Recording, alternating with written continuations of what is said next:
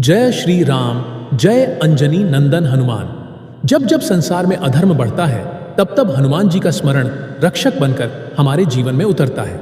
संकट मोचन कहलाने वाले बजरंग बली की पूजा यदि सच्चे नियम, विधि और भावना से की जाए तो वे असंभव को संभव बना देते हैं।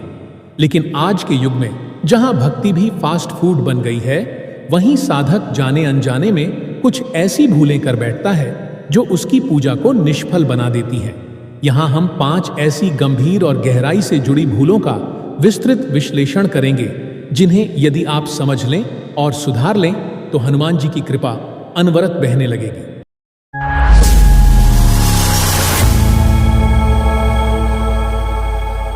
भूल 1, ब्रह्मचर्य और शुद्ध आचरण की अवहेलना।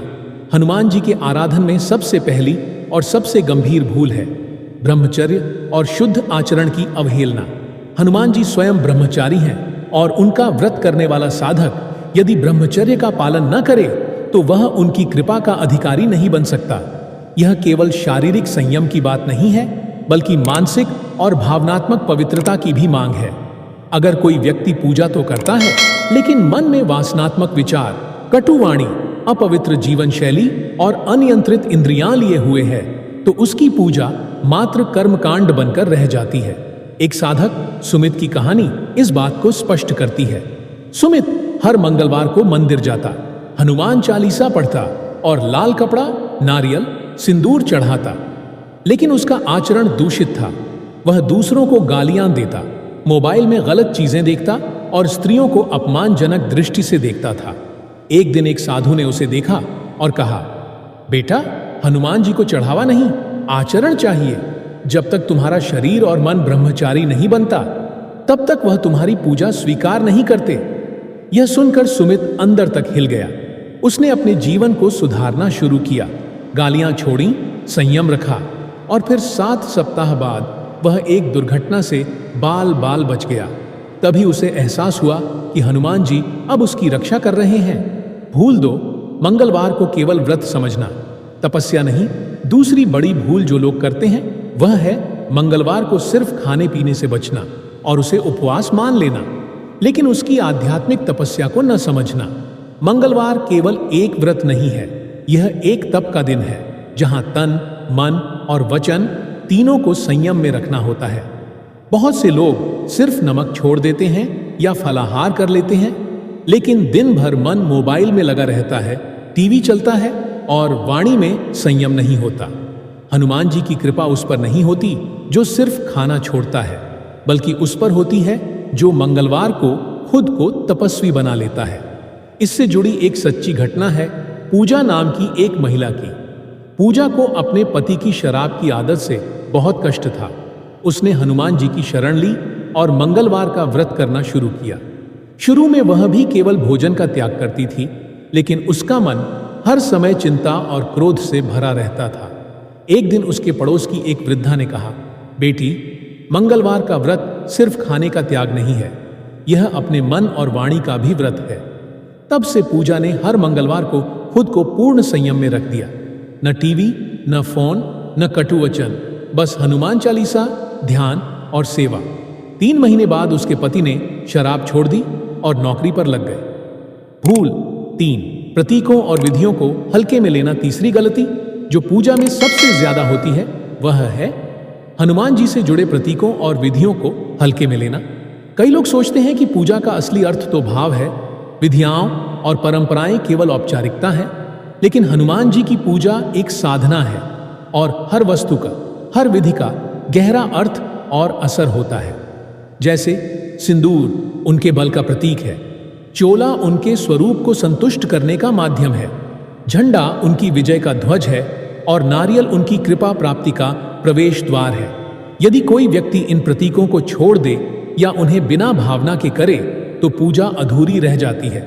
इसी से जुड़ी एक कथा है दीपक की। दीपक एक बार बहुत परेशान था। उसका व्यवसाय ठप पड़ चुका था। किसी ने उसे कहा कि मंगलवार को हनुमान जी को झंडा चढ़ाओ, व्यापार खुलेगा।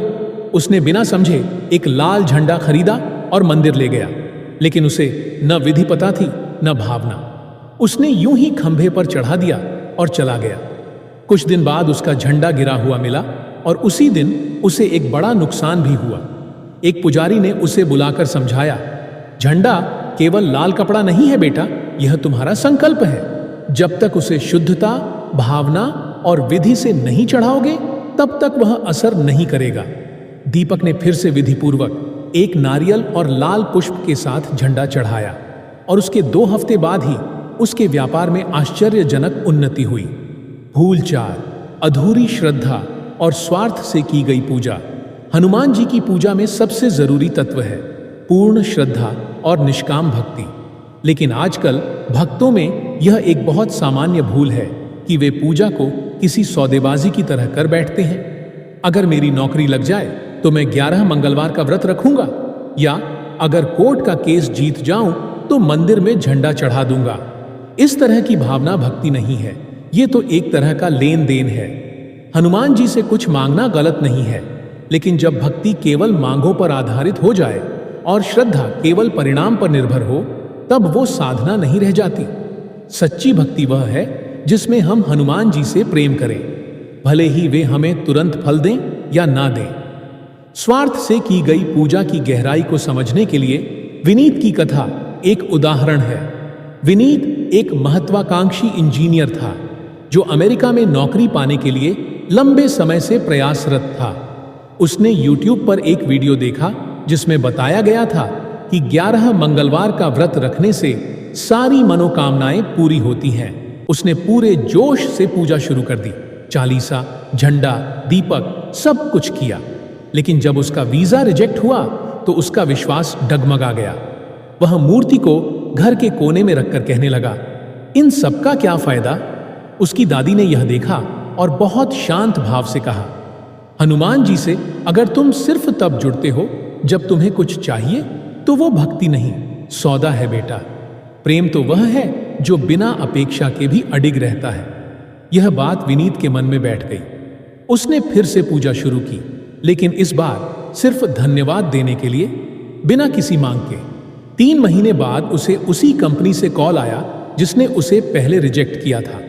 भूल 5, पूजा में मन की एकाग्रता और नियमों की निरंतरता की कमी। हनुमान जी की कृपा पाना आसान नहीं है और न ही अचानक मिलने वाला चमत्कार है। यह एक क्रमबद्ध प्रक्रिया है जिसमें साधक का मन, उसकी नीयत, उसकी भावना और निरंतरता सब कुछ देखा जाता है। बहुत से लोग हनुमान चालीसा पढ़ते हैं लेकिन मन कहीं और होता है। कोई बस मोबाइल पर सुनते रहते हैं, कोई 2 मिनट में पढ़कर उठ जाते हैं। पूजा का उद्देश्य केवल पाठ करना नहीं है, बल्कि पाठ में डूबना है। मन यदि इधर उधर भटके और चित्त चंचल हो तो वह मंत्र का प्रभाव नहीं पकड़ पाता। मंत्र वही फल देता है जो श्रद्धा और एकाग्रता से पढ़ा जाए।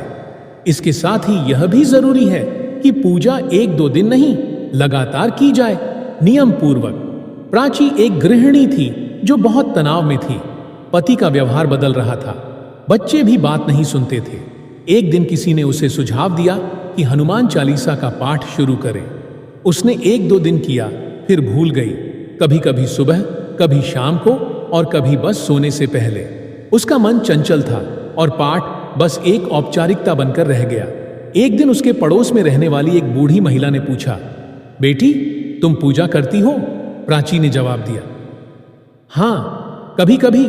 वह महिला मुस्कुराई और बोली, कभी कभी तो मन भी नहीं लगता, फिर हनुमान जी कैसे आएंगे?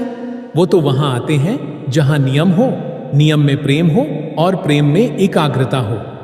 इस बात ने प्राची को भीतर तक झकझोर दिया। उसने संकल्प लिया कि अब वह रोज सुबह ब्रह्म मुहूर्त में उठेगी, स्नान करके शांत मन से चालीसा का पाठ करेगी और घर में एक छोटा दीपक जलाकर पूरे ध्यान से पूजा करेगी। हनुमान जी की पूजा कोई सामान्य पूजा नहीं है, यह आत्मा से आत्मा की पुकार है। यह वह भक्ति है जो केवल फूल, धूप और दीप से नहीं होती, बल्कि चरित्र, अनुशासन और प्रेम से होती है। यदि इन 5 भूलों को कोई साधक ठीक कर ले, ब्रह्मचर्य और शुद्ध आचरण का पालन करे, मंगलवार को केवल तिथि नहीं, तपस्वी दिन माने, प्रतीकों और विधियों का आदर करे, श्रद्धा को स्वार्थ से ऊपर रखे और पूजा को ध्यान और निरंतरता से करे, तो निस्संदेह हनुमान जी उसकी रक्षा भी करेंगे, उन्नति भी देंगे और जीवन को चमत्कारों से भर देंगे। हनुमान जी केवल संकट काटने वाले नहीं हैं, वे हमारे जीवन को दिशा देने वाले देव हैं। वीडियो पसंद आए तो लाइक करें और बजरंगबली के भक्त कमेंट बॉक्स में जय बालाजी जरूर लिखें। जय श्री राम, जय बजरंगबली।